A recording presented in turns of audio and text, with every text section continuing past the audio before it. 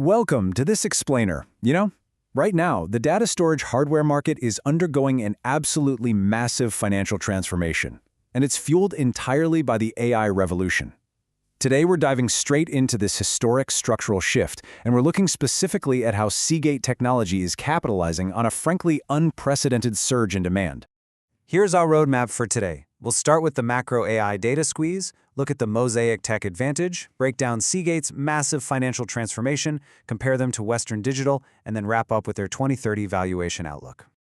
All right, let's jump right into part one, the AI data squeeze. To really grasp the massive supply crunch happening inside global data centers right now, we don't have to look any further than Seagate CEO Dave Mosley. He said, Seagate is now entering a period of structural growth. And that word structural is absolutely crucial here. This isn't just some temporary bump or a quick cycle. Cloud hyperscalers are literally committing hundreds of billions of dollars to AI infrastructure. And since AI models require unimaginable amounts of data to train, well, all that data needs a physical home. And the sheer scale of this data demand, it's kind of mind-boggling. We are talking in exabytes. If you're not familiar, an exabyte is a unit of digital storage that's equivalent to 1 billion gigabytes. To put that into perspective, just one single exabyte could hold hundreds of thousands of years of high-definition video.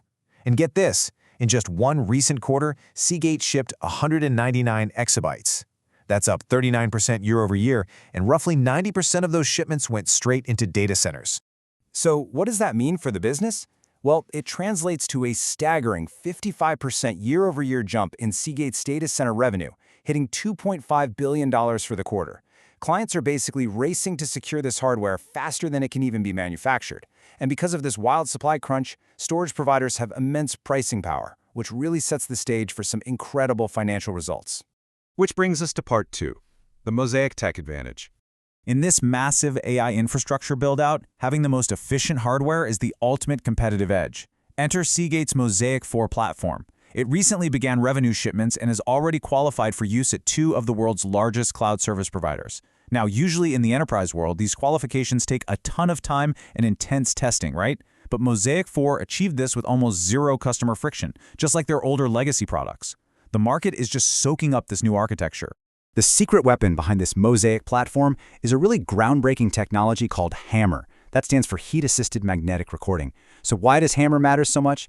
Basically, it allows Seagate to pack massive amounts of data into the exact same physical space. Actually, scratch that. The best part is it allows them to do this without significantly changing the bill of materials, meaning it doesn't cost them much more to build. Getting way more data capacity in the exact same physical footprint is an absolute gold mine for their gross margins. And Seagate definitely isn't resting on its laurels here. Development for their next-generation Mozaic 5 is totally on track to deliver massive 50-terabyte drives by late 2027. They're leveraging in-house photonics, essentially using light to write data at microscopic levels, to just keep pushing the absolute boundaries of how much data a single disk can hold. Okay, moving on to section 3, massive financial transformation. Let's take a look at how this technological edge translates financially, because this is pretty wild. Over just 8 consecutive quarters, Seagate's operating margins absolutely exploded, going from 15% all the way up to an all-time high near 36%. They managed to pull this off through really strict R&D and administrative cost controls, combined with that incredible pricing power we just talked about. Because their costs are flat, almost every single new dollar in revenue drops straight to the bottom line. And the results really speak for themselves. That flat structural cost base, paired with a 44% overall revenue growth, generated $953 million in free cash flow in just one quarter. This massive influx of actual hard cash allowed them to rapidly retire $641 million in debt. This disciplined capital return was a huge win, ultimately earning them a credit upgrade to investment-grade status from Fitch. Next up, Section 4, Seagate versus Western Digital. To truly understand Seagate's position in the broader market, we have to look at their main industry rival, Western Digital, and it's a really tight race. Right now, Western Digital has a slight edge on valuations and arguably a better debt position. But Seagate's rapid operating margin expansion has compressed that gap dramatically over the last 2 years. With both companies now operating at near 37% margins, it's setting up a fierce battle to see if Seagate's HAMR technology can ultimately provide that definitive long-term margin edge. Finally, let's look at Section 5, the 2030 valuation outlook. So what is the big takeaway for the future of data storage here? Well, the financial analysis platform Ticker put out a mid-case model that targets an extremely ambitious $1,876 price target for Seagate by June 2030. That implies a roughly 122% total return from recent prices, which breaks down to a really impressive annualized return of about 22% over 4 years. Now, that ambitious target isn't just pulled out of thin air.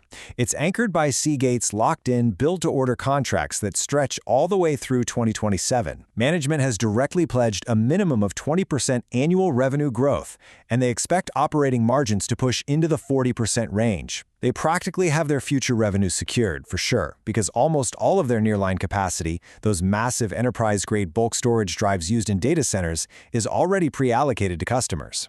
With advanced AI and massive language models demanding ever-expanding physical storage space, I want to leave you to consider this final thought. As data becomes the world's most valuable asset, are the companies building the physical digital vaults really just getting started? Thanks for joining me for this explainer. Keep learning, and I'll catch you next time.